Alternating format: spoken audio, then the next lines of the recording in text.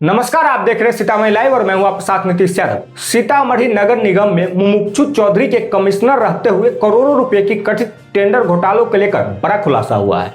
ED की chargesheet में दावा किया गया है कि जेम पोर्टल का दुरुपयोग कर फर्जी प्रतिस्पर्धा दिखाकर टेंडर हासिल किए गए हैं।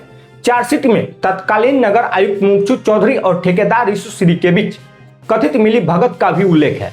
आइए देखते हैं पूरी रिपोर्ट। ईडी के अनुसार सीतामढ़ी और सहरसा नगर निगम में डस्टबिन, ट्राईसाइकिल और अन्य योजनाओं से जुड़े टेंडरों में सरकारी खरीद प्रक्रिया को कथित रूप से प्रभावित किया गया है।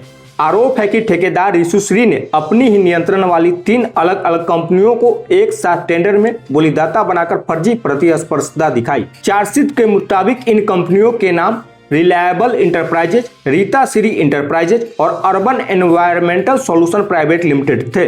जांच एजेंसी का दावा है कि इन 3 कंपनियों का वास्तविक वित्तीय नियंत्रण और मालिकाना हित कथित तौर पर ऋषि श्री के पास था। ईडी के अनुसार 2 मार्च 2022 को सीतामढ़ी नगर निगम में डस्टबिन खरीद के लिए निकले टेंडर में reliable enterprises AL1, Rita Shri enterprises AL2 और urban environmental solution private limited AL3 रही।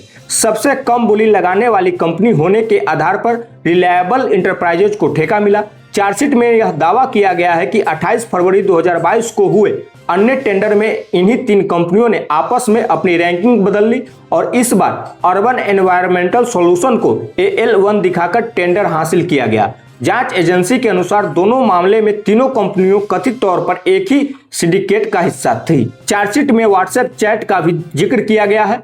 ईडी का दावा है कि ऋषि श्री के मोबाइल से बरामद चैट में तत्कालीन नगर आयुक्त मुमुक्षु चौधरी और ऋषि श्री के बीच बातचीत के साक्ष्य मिले हैं।